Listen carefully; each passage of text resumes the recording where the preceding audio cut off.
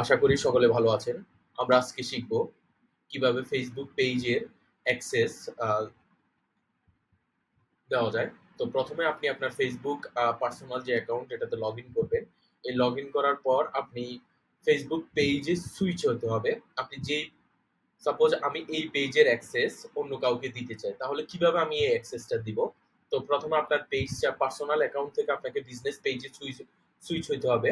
তারপর আপনি এই আপনার যে বিজনেস পেজের নামের উপর ক্লিক করবেন। ক্লিক করার পর আ ক্লিক করার পর এখানে একটা অপশন পাবেন সি ড্যাশবোর্ড। C dashboard. আমরা এই অপশনটাতে ক্লিক করব।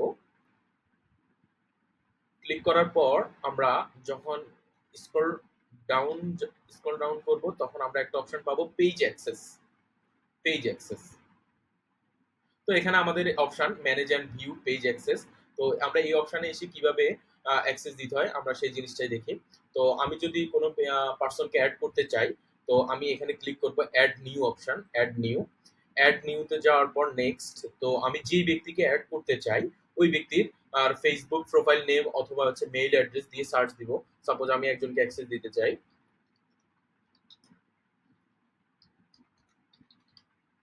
তো আমি হচ্ছে ওই ব্যক্তির নামটা সিলেক্ট করব।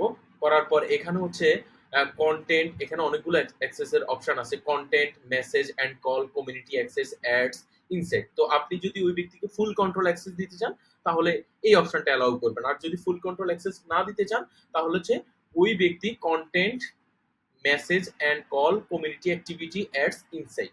এই ৫টা অপশনের মধ্যেই সীমাবদ্ধ থাকবে। ফুল কন্ট্রোল অ্যাক্সেস মিনস হচ্ছে আপনি যদি কাউকে ফুল কন্ট্রোল অ্যাক্সেস দেন, ওই ব্যক্তি অন্য কাউকে এড এবং রিমুভ ২ টাই করতে পারবে। টোটাল কথা হচ্ছে আপনার এই Facebook পেজের সমস্ত ক্ষমতার মালিক ওই ব্যক্তি। তারপর আপনি এখানে গিভ অ্যাক্সেস এ ক্লিক করবেন।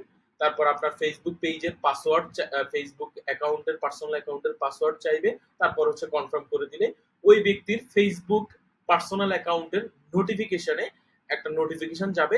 তারপর তাকে অ্যাকসেপ্ট করতে হবে। আজকে এই পর্যন্ত।